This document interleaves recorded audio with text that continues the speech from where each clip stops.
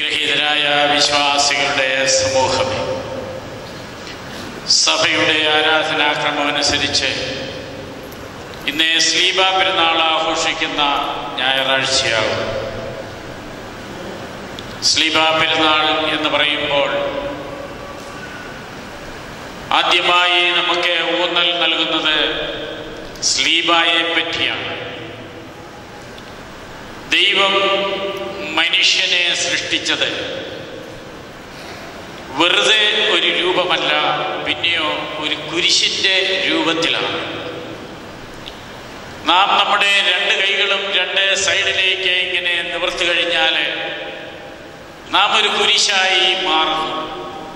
അപ്പോൾ ദൈവം സൃഷ്ടിച്ചത് യഥാർത്ഥത്തിൽ മനുഷ്യനെ ഒരു കുരിശിൻ്റെ രൂപത്തിൽ തന്നെയാണ്. കുരിശ് എന്ന് പറയുന്നത് കഷ്ടതയുടെ, പ്രയാസങ്ങളുടെ, പ്രശ്നങ്ങളുടെ, തള്ളിപ്പറച്ചിലിൻ്റെ എല്ലാം ഒരു പ്രതീകമാണ്. നമ്മുടെ ജീവിതത്തിൽ നാം പലപ്പോഴും ഓർക്കും, നമുക്കെല്ലാ ദിവസവും നന്മകളെ കൊണ്ട് ദൈവം നിറയ്ക്കുകയാണെങ്കിൽ എത്ര അനുഗ്രഹകരമായിരുന്നു ജീവിതമെന്ന് ചിന്തിക്കാറുണ്ട്. പക്ഷേ അങ്ങനെ ചിന്തിച്ചെഴുന്നേറ്റാൽ തന്നെയും സന്ധ്യ ആകുമ്പോഴത്തേക്കും അതിനുള്ളിൽ തന്നെ ഒത്തിരി പ്രയാസങ്ങളും പ്രശ്നങ്ങളും നാം അനുഭവിക്കേണ്ടി വരും. കുരിശിൻ്റെ അനുഭവം അതാണ്. കുരിശിൻ്റെ അനുഭവം വെറുതെ വളരെ സ്മൂത്തായിട്ട് പോകുന്ന ഒരു കാര്യമല്ല, എന്നാൽ പരുക്കനുമല്ല. എന്നാലോ ഇതിൻ്റെ രണ്ടിൻ്റെയും കൂടെ മധ്യത്തിൽ നിൽക്കുന്നതാണ്. ക്രൂശിൻ്റെ ആകൃതി നമുക്ക് മനസ്സിലാക്കിയാൽ ഉയരത്തിലേക്ക് ദർശിച്ചിരിക്കുന്ന ഒന്നാണ്. അതിൻ്റെ താഴ്ത്തടി ഉയരത്തിലേക്ക് ദർശിച്ചിരിക്കുന്നു. പക്ഷേ അതിൻ്റെ മധ്യത്തിൽ വരുമ്പോൾ അവിടെ ഒരു ഖണ്ഡിപ്പുണ്ട്, കുറുകയുള്ള ഒരു ജീവിതം. അപ്പോൾ സ്മൂത്തായിട്ട് പോകുന്ന, വളരെ ലളിതമായിട്ട്, വളരെ സന്തോഷകരമായിട്ട് ഉയരത്തിലേക്ക് ദർശിച്ചു കൊണ്ടുപോകുന്ന ഏതൊരു വ്യക്തിക്കും ജീവിതത്തിൻ്റെ ഓരോ ഘട്ടങ്ങളിലും ഒരു ഖണ്ഡിപ്പുണ്ട്, ഒരു പ്രശ്നമുണ്ട്, ഒരു പ്രതിബന്ധമുണ്ട് എന്നുള്ളത് നാം ചിന്തിക്കേണ്ടതുണ്ട്. അതുകൊണ്ട് ജീവിതത്തിൽ എന്ന് സുഖം അനുഭവിക്കണമെന്ന് ആരെങ്കിലും ആഗ്രഹിച്ചാൽ അവരെ വെറും മൂഢന്മാരായി മാത്രമേ ചിന്തിക്കുന്നവർക്ക് കണക്കാക്കുവാൻ കഴിയുകയുള്ളൂ. അതുകൊണ്ട് നമ്മുടെ ജീവിതം എപ്പോഴും ക്ലേശപൂർണമായിരിക്കും എന്നുള്ളതിന് യാതൊരു സംശയവുമില്ല. കർത്താവിൻ്റെ ജനനം മുതൽ ഈ ലോകവാസം മുഴുവൻ എടുത്തു നോക്കിയാൽ നമുക്ക് കാണുവാൻ കഴിയുന്നത് എല്ലാം ക്ലേശപൂർണമായ ജീവിതമായിരുന്നു.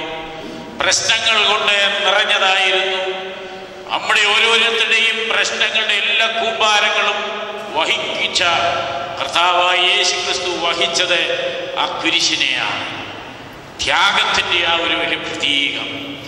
ഈ പ്രതീകത്തെയാണ് കർത്താവ് തോളിൽ വഹിച്ചത് എന്ന് ഓർക്കുമ്പോൾ ഞാനും നിങ്ങളും ഈ കുരിശിനെ, ഈ ക്ലേശപൂർണമായ ജീവിതത്തെ വളരെ ലാളിത്യത്തോടുകൂടി നെഞ്ചോട് ചേർത്ത് മറ്റുള്ളവർക്ക് സാക്ഷികളായി ജീവിക്കാൻ കടപ്പെട്ടവരാണ് എന്ന് നമ്മെ ഉത്ബോധിപ്പിക്കുകയാണ് ചെയ്യുന്നത്. ആയതുകൊണ്ട് എന്നെ കേൾക്കുന്ന പ്രിയ വിശ്വാസികളുടെ സമൂഹമേ, നമ്മുടെ ജീവിതത്തിൽ പ്രയാസങ്ങളും പ്രശ്നങ്ങളും പ്രതിബന്ധങ്ങളും വരുമ്പോൾ നമ്മുടെ ഉദ്ദേശത്തിന് അനുകൂലമായിട്ട് ജീവിതം മുന്നോട്ട് പോകാതെ ഇരിക്കുമ്പോൾ ഭാരം നമ്മുടെ ജീവിതത്തിൽ ഉണ്ടാകുമെങ്കിലും അതിലൊരു വലിയ പ്രത്യാശയുടെ അനുഭവം ഉണ്ടാകുമെന്നുള്ള പ്രതീക്ഷ നമുക്കുണ്ടാകണം. അത് കൈവിടാതിരിക്കുകയാണ് ക്രൈസ്തവ ജീവിതത്തിൻ്റെ ധർമ്മം എന്നുള്ളത് നാം മനസ്സിലാക്കേണ്ടതാണ്. ആയതുകൊണ്ട് ജീവിതത്തിൽ പലപ്പോഴും ദുഃഖവും ദുരിതവും പ്രയാസവും പ്രശ്നങ്ങളും മരണവും ഒക്കെ ഉണ്ടാകുമ്പോൾ നമ്മുടെ വേണ്ടപ്പെട്ടവരൊക്കെയും ഈ ലോകത്തിൽ കടന്നു പോകുമ്പോഴായാലും നാം ഓർക്കേണ്ടത് ദൈവം ഇതിൽ നിന്നൊക്കെയും അനുഗ്രഹങ്ങളെ കണ്ടെത്തിയിരിക്കുന്നു എന്നുള്ളതാണ്. ആ ദൈവം നൽകിയിരിക്കുന്ന അനുഗ്രഹങ്ങൾ എന്താണെന്ന് കണ്ടെത്തുകയാണ് നമ്മുടെ ഈ ലോക ജീവിതത്തിൻ്റെ ഉത്തമമായ ലക്ഷ്യം എന്ന് നാം മനസ്സിലാക്കേണ്ടതാണ്. നാം പലപ്പോഴും പതറിപ്പോവുകയാണ് ചെയ്യുന്നത്. പ്രശ്നങ്ങളും പ്രതിബന്ധങ്ങളും വരുമ്പോൾ, കുടുംബങ്ങളിൽ സമാധാനമില്ലാത്ത അന്തരീക്ഷം ഉണ്ടാകുമ്പോൾ ഒക്കെ നാം വിചാരിക്കും ഇതെന്ത് സംഭവിച്ചു, എന്തുകൊണ്ടിങ്ങനെ ഉണ്ടായി എന്ന്. എന്നാൽ അതിൽ നാം ഓർക്കേണ്ടതായ കാര്യം ദൈവത്തിൻ്റെ പദ്ധതി ഇത് തന്നെയാണ്. ക്ലേശപൂർണമായ ജീവിതം നയിക്കുന്ന ഒരു വ്യക്തിക്ക് മാത്രമേ സന്തോഷകരമായ അനുഭവത്തിലേക്ക്, ഒരു ഉയർത്തെഴുന്നേൽപ്പിന്റെ അനുഭവത്തിലേക്ക് കടന്നു വരുവാൻ കഴിയുകയുള്ളൂ. നമുക്കറിയാം, 1-ാം ക്ലാസ്സിൽ പഠിക്കുന്ന കുട്ടികളെ, 2-ൽ പഠിക്കുന്ന കുട്ടികളെ, അങ്ങനെ ഏത് ക്ലാസ്സിൽ പഠിക്കുന്ന കുട്ടിയായാലും ആ കുട്ടിക്കെല്ലാം ഓരോ പരീക്ഷകളുണ്ട്. ആ പരീക്ഷ നടത്തി അതിൽ ജയിച്ചെങ്കിൽ മാത്രമേ അടുത്ത സ്റ്റാൻഡേർഡിലേക്ക് പ്രൊമോഷൻ കിട്ടുകയുള്ളൂ. ആ കുട്ടി വിചാരിക്കുക പരീക്ഷയൊന്നുമില്ലാതെ മുൻപോട്ടങ്ങ് പോയാൽ ഒരു കുഴപ്പവുമില്ലായിരുന്നത്. നടക്കുകയില്ല. നീ ഇതിന് യോഗ്യനാണോ എന്ന് നിന്നെ പരീക്ഷിക്കുന്ന ഘട്ടങ്ങളാണ് നമ്മുടെ ജീവിതത്തിലെ പ്രയാസങ്ങളും പ്രശ്നങ്ങളും പ്രതിബന്ധങ്ങളും. അത് നമ്മൾ ഉൾക്കൊണ്ടെങ്കിൽ മാത്രമേ ജീവിതം ധന്യമാകുകയുള്ളൂ എന്നുള്ള മഹത്തരമായ സന്ദേശം നാം എപ്പോഴും ഓർക്കേണ്ടതാണ്. ആയതുകൊണ്ട് തന്നെ കേൾക്കുന്ന പ്രിയ വിശ്വാസികളുടെ സമൂഹമേ, നിങ്ങൾ നിങ്ങളുടെ ജീവിതത്തിൽ വഹിച്ചിരിക്കുന്നതായ കുരിശുകൾ ദൈവം വഹിച്ച അനുഗ്രഹ കുരിശാണെന്നുള്ളത് മനസ്സിലാക്കിക്കൊണ്ടത് നമ്മുടെ ജീവിതത്തെ പൂർണ്ണതയിലേക്ക്, സന്തോഷത്തിലേക്ക് നയിക്കുവാൻ ദൈവം നമുക്ക് തന്നിരിക്കുന്ന ഓരോ അവസരങ്ങളും പാഴാക്കാതെ ഉപയോഗിക്കുകയാണ് ആവശ്യമായിട്ടുള്ളത്. ആ ഒരു വലിയ കുരിശിനെ തേടിയാണ് ഹേലേന രാജി റോമിൽ നിന്ന് കടന്നു വന്നത് എന്നുള്ള കാര്യം ഓർക്കുമ്പോൾ, യെരുശലേമിലേക്ക് കടന്നു വന്ന് അത് എവിടെ എന്നുള്ള ചോദ്യം ഉയർത്തിയത് അതുകൊണ്ടാണ്. ആ കുരിശ് കണ്ടെത്തുവാനുള്ള ആ ഒരു വലിയ ജിജ്ഞാസ ആരാജ്ഞിക്കുണ്ടായെങ്കിൽ, ആ കുരിശിനെ വഹിക്കുവാനുള്ള ആ ഒരു വലിയ ത്രാണി കർത്താവായ യേശു ക്രിസ്തുവിനുണ്ടായെങ്കിൽ, അത് വഹിക്കുവാനുള്ള ഒരു വലിയ ശക്തി യൗസേപ്പിനുണ്ടായെങ്കിൽ, നിശ്ചയമായും എനിക്ക് നിങ്ങൾക്കും അത് കഴിഞ്ഞെങ്കിൽ മാത്രമേ സന്തോഷത്തിൽ കൂടി ജീവിക്കുവാൻ നമുക്ക് കഴിയുകയുള്ളൂ എന്ന് പ്രത്യേകം ഓർക്കേണ്ടതാണ്. നമ്മുടെ ജീവിതത്തിൽ നിന്ന് പലതും നഷ്ടപ്പെട്ടേക്കാം.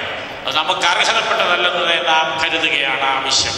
ഒരു തേങ്ങയെ നമുക്കറിയാം. ഒരു തേങ്ങ ഒന്ന് എടുത്തു നോക്കിക്കേ, അതിന് 3 കണ്ണുകളുണ്ട്. ഈ 3 കണ്ണും അതിൻ്റെ നിക്ഷേപങ്ങളാണ്.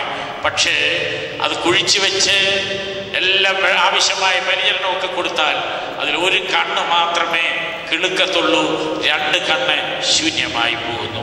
ഇതുപോലെ നമ്മുടെ ജീവിതത്തിലെ, ഈ ലോകത്തിലെ ഇതെല്ലാം മായയാണ്.